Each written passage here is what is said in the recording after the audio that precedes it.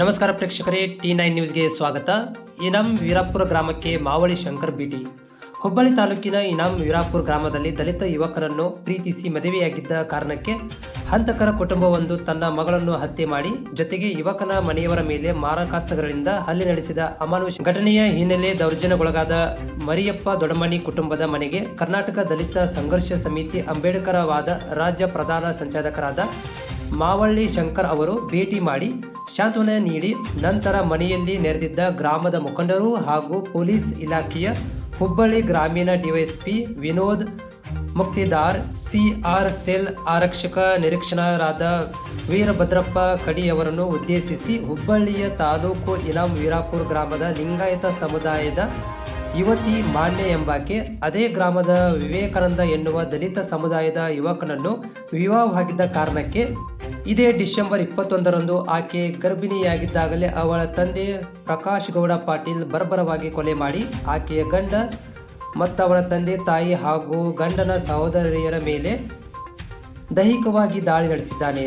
ಈ ಕೃತ್ಯವನ್ನು ನಾವೆಲ್ಲರೂ ಖಂಡಿಸುವ ಜೊತೆಗೆ ಮರ್ಯಾದೆಗೇಡು ಹತ್ಯೆಗಳ ನಿಗ್ರಹಕ್ಕೆ ಪ್ರತ್ಯೇಕ ಕಾಯ್ದೆ ರೂಪಿಸಬೇಕು ಎಂದು ಆಗ್ರಹಿಸಿದರು. ಮರ್ಯಾದೆಗೇಡು ಹತ್ಯೆಗಳು ಕಠಿಣ ಶಿಕ್ಷೆಗೆ ಅರ್ಹವಾದ ನಾಗರಿಕ ಮತ್ತು ನಾಚಿಕೆಗೇಡಿನ ಕೊಲೆ ಕೃತ್ಯಗಳು ಎಂದು ಸುಪ್ರೀಂ ಕೋರ್ಟ್ ಹೇಳಿದೆ. ಜಾತಿ ವ್ಯವಸ್ಥೆಯು ಭಾರತಕ್ಕೆ ಎದುರಾಗಿರುವ ಶಾಪವಾಗಿದೆ.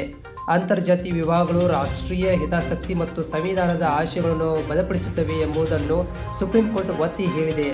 ಮರ್ಯಾದೆಗೇಡು ಹತ್ಯೆಗಳು ಮತ್ತು ಜಾತಿ ದೌರ್ಜನ್ಯಗಳನ್ನು ತಡೆಗಟ್ಟಲು ಪರಿಹಾರ ಕ್ರಮಗಳನ್ನು ರೂಪಿಸಲು ಹಾಗೂ ಶಿಕ್ಷಾರ್ಹ ಕ್ರಮಗಳನ್ನು ಜಾರಿಗೊಳಿಸಲು ನ್ಯಾಯಾಲಯವು ಸರ್ಕಾರಗಳಿಗೆ ಸೂಚನೆ ನೀಡಿದೆ.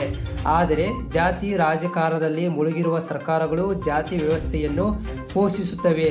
ಪರಿಣಾಮ ಇಂಥ ಹೇಯ ಕೃತ್ಯಗಳು ನಡೆಯುತ್ತಿವೆ ಎಂದು ಅವರು ಆಕ್ರೋಶ ವ್ಯಕ್ತಪಡಿಸಿದರು.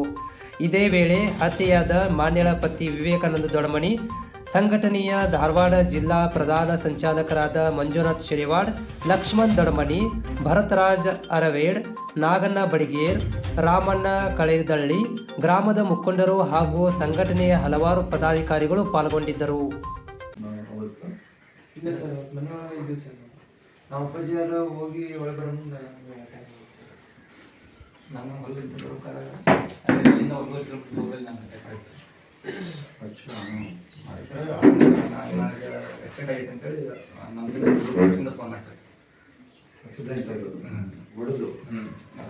ಹಾಸಿರಿ ನಾನು ಪಾಸ್ ಆಗಿಬಿಟ್ರಿ ಸರ್, ಮಿಸ್ ಆಯ್ತು. ಆಮೇಲೆ ನಮ್ಮ ಮಗನ ಕಷ್ಟ ಅಲ್ಲಿ ಸ್ಪಾಟ್ ಇದೆ. ಫೋನ್ ಮಾಡಿ ಇವ ಮನೆಯಾಗಿಲ್ಲ ಅಂತ ಗೊತ್ತಾಗಿತ್ತು. ಮನೆ ಕಡೆ ಇವನ್ನೂ ಅಟ್ಯಾಕ್ ಮಾಡ್ಯಾರ ಸರ್. ಅವರು ಇವ ಸಿಕ್ಕಿಲ್ಲ. ಮನೆಗೆ ಯಾರಿಲ್ಲ ನಾವು ಗೊತ್ತಾದ ತಕ್ಷಣ ಮನೆಗೆ ಒಬ್ಬಳೇ ಇಲ್ಲ. ನಮ್ಮ ಎರಡು ಹೆಣ್ಮಕ್ಳು ರೀ, ನಮ್ಮ ಮನೆಯವರು. ಈಗ ಇವ್ರು ಹೆಂಗೆ ಅವ್ರ ಮನೆಗೆ ಹೋದ್ರು? ಯಾರು ಹೋಗಿಲ್ಲ ಸರ್, ಹೋಗಿಲ್ಲ. ಅವರೇ ಇಲ್ಲಿ ಬಂದಿದ್ದಾರೆ.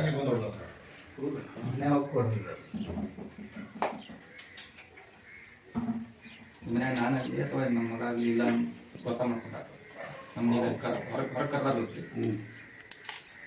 ನಾನು ಇಬ್ಬರು ಇಲ್ಲ ಇವರು ಅಂತೇಳಿ ಸೀದಾ ಮಾಡ್ಕೊಂಡ.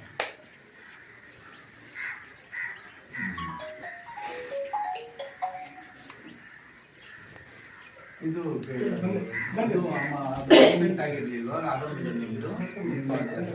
ಆರಂಭದಲ್ಲಿ ಕಂಪ್ಲೇಂಟ್ ಆಗಿರಲಿಲ್ಲ. ರಾಜ್ಯ ಸೂತ್ರ ಆಯಿತು ಪ್ರಾರಂಭದಾಗ.